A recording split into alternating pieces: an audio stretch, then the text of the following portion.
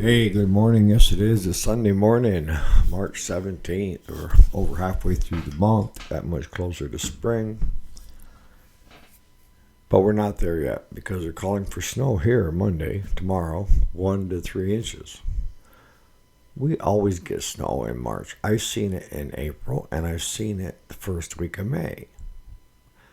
To me, it ain't over till it's over, till the fat lady sings. All right, so what are we going to talk about today? And this goes along with personal growth. I think a lot of people need to hear this and get a better understanding of, are you a people pleaser or not? It's a simple question, but it gets complicated. Stay tuned.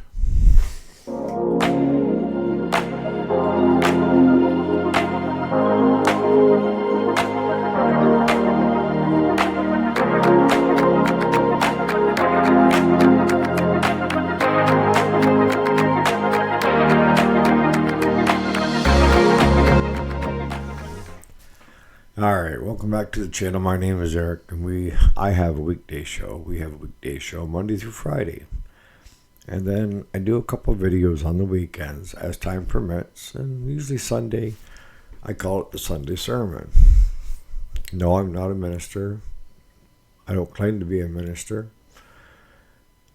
But the end result is I would like to make your life better if you are a people pleaser. And how do we know if we're a people pleaser? And what is a people pleaser?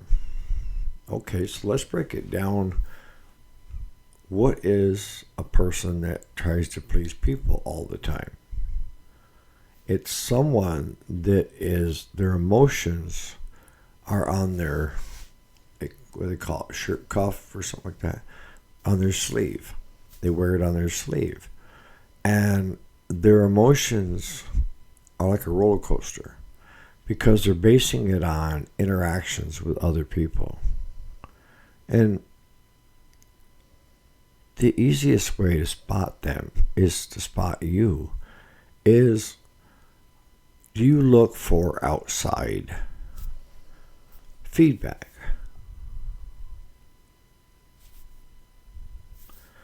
Now I really got you confused, right? All right, so if your emotions are based on other people's emotions, if you're at your job and you're trying to do a really good job and your boss gives you a compliment, you're happy. If your boss critiques one or two things and still says that it's a great job, but says these two things, all you heard were those two things. And now it's ruined your day because you're upset about those two things that you screwed up. Instead of being happy that 95% of it was super duper. And the flaw in that, I'll tell you, the flaw in that mindset is your boss could come in and be having a bad day. Nothing to do with what's going on at work. You'll have problems with the relationship to home, kids acting out, finances, what have you. And your boss comes in a real pissy mood and decides that he's going to critique something that you've done, and not in a very nice way. He's ruined your whole day. No matter how good you felt to that point in time, the rest of the day's shot. All because he's having a bad day or she's having a bad day. I mean, there's a certain point in life that we all need support. We all need feedback. We all need acceptance. And for the most part, when you're a child, you look up to your parent, right? And you're trying to please your mom and dad so they don't get mad and ground you, right?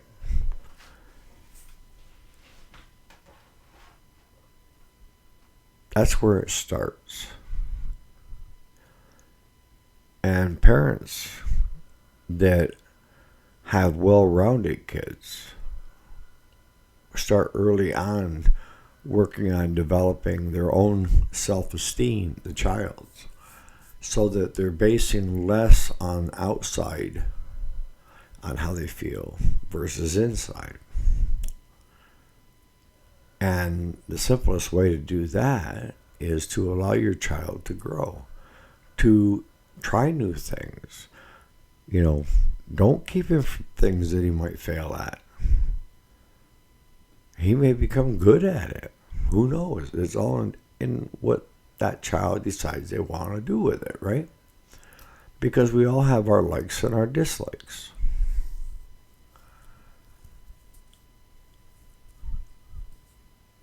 But as you get older and you're more focused on outside feedback than inside, a lot of times that could be just simply, and we do this as parents. Every generation is the same. I want my child to have it better than my childhood. And that saying is not a bad thing. It is when it's now fourth or fifth generation and there's no expectation at all on the child. See, I wanted my kids to have a better life than I did when I was growing up. But they still had chores. They still had responsibilities. And they still had expectations, our expectations of, having the right character, moral values, being a good person. And we allowed them to try whatever they wanted to try. Did they fail at times? Absolutely. But that's how you get a well-rounded child. You allow them to do things even though they're going to fail at it.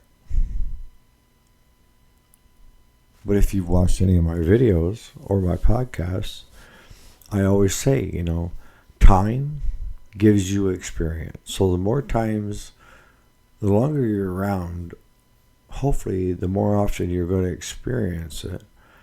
And you're going to try different ways in that experience stage until you figure out what works best for you. And once you do, the light bulb comes on. There's wisdom. That's why we kind of look at the older generation as the one with wisdom, because they've been through it before and they've learned from their mistakes. That's kind of like why I truly believe that history should be taught in schools. The correct history. The actual history, not some made-up fairy tale.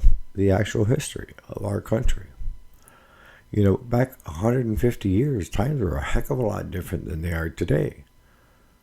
And what was accepted back then may not be accepted now, versus what's going on right now would never be accepted back then. But why is history so important? History is important so that you don't repeat the bad things that we've learned from. And one simple one is slavery. Even though a lot of your slave owners were black, it's still not right to enslave someone else. You may feel like you're an enslaved person at work because you're being made to run around and give a little bit of penance. But no, it's all in how you treat people. It shouldn't matter the color of your skin. It shouldn't matter your, how you talk or the language. We all came into this world the same way, through our mother.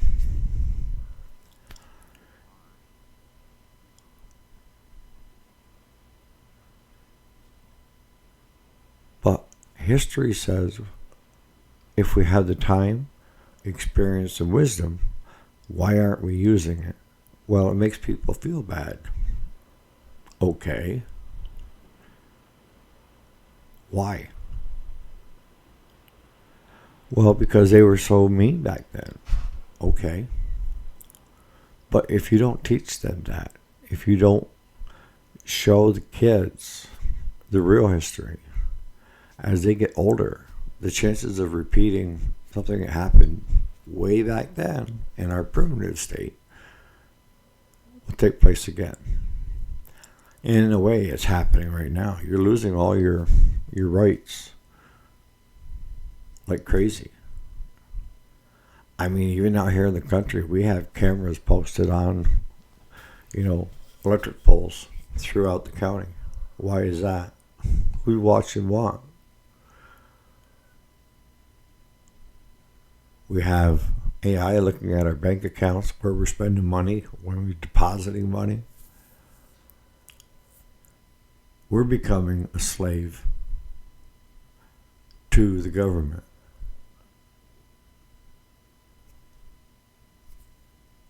And what has that shown? In the past, when something like this started going down this path, what happened? We all had a big fight and went against Britain to gain our independence. We did not want our government telling us how to live, where to live, and to give them everything we have. So I'm saying right now, by you not teaching the kids history, it's going to repeat itself. And it's going to repeat itself because people are going to rise up and say, no, you're not taking my liberties. You're not taking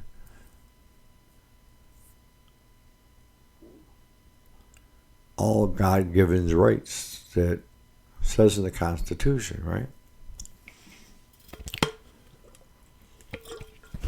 But let's get back to the people pleaser. I don't get off on a tangent. But if you find yourself more focused on how you feel based on how somebody else feels with you, then it needs to be addressed. Because you can only sustain that just for so long. And a lot of times you're going to find yourself, just crying in relief when you get home so you can just be yourself, right? Unless you're trying to please everybody at home too. Nobody put you on this earth to please other people. That's your choice.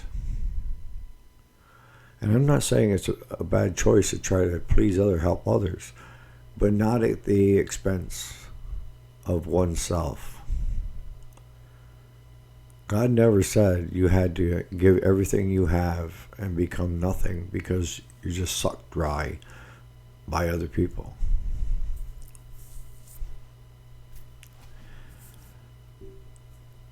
One of the places I see it a lot is in people that are taking care of other people, family members.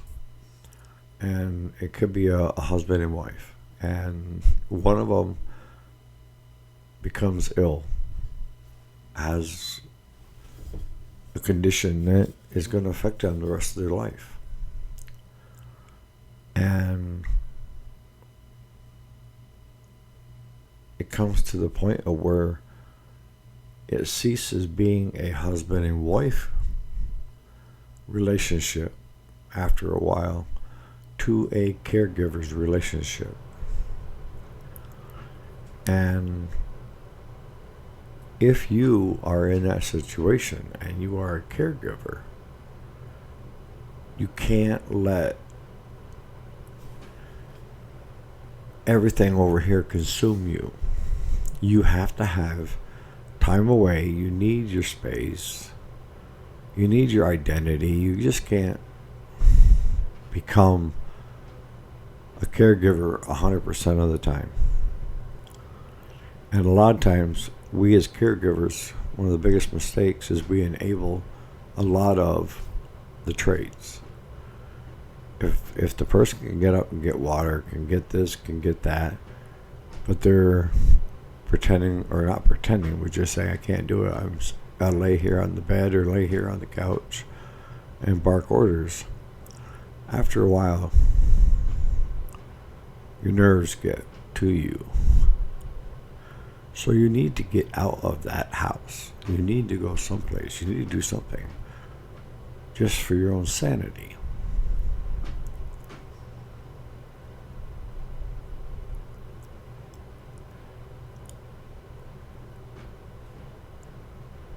What is the biggest problem with somebody gets a people pleaser? They lose their own identity, their self, the sense of self, who they are, why they exist. We all have certain instincts of where we want to please somebody else. Could be boyfriend, girlfriend. You know, the boyfriend wanting to please his new girlfriend. Or husband and wife. Husband trying to please his wife. Or the wife trying to please her husband. And when you have that in a relationship, like a husband and wife, I always say it's best to have two independent people than it is to have a executioner and a fluffer. What do I mean by that? I mean, in a relationship, if you can come together as equals, mom and dad, and each one of you are going to have different roles. I already know that.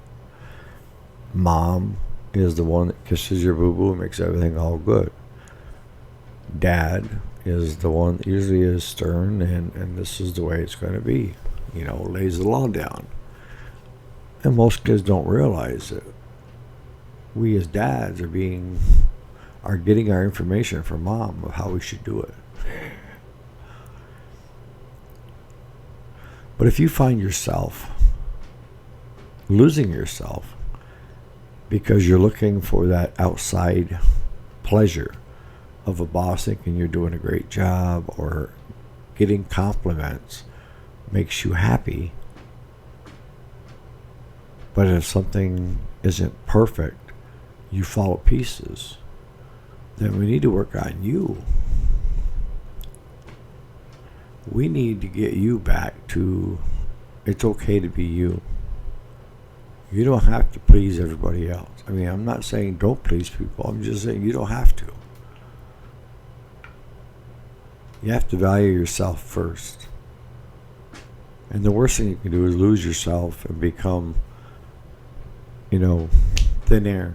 You're just taking up space. And some of the ways to do that is to take a good look at your life and find out why is it that you're not happy with being you? Why can't you get that sense of self within you instead of in an external way? What has caused you to be that kind of a person? And when I say that kind of a person, there's a lot of people that are that way. I've had people work for me that were that way. I was that way at one time when I was younger.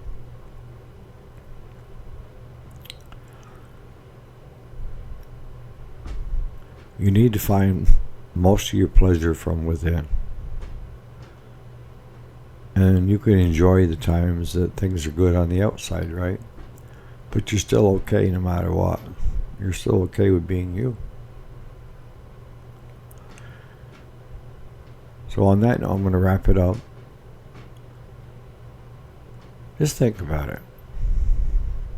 Do you base your life on trying to please others all the time? And do they do that much for you? They try to please you? Because I think you're going to find that the answer is no. And you're going to do all these things for somebody, and then they aren't going to, what's the right word, appreciate what you've done. And then you get mad and upset. That's the easiest way to spot you. Spot me. All right, folks, you guys enjoy your Sunday.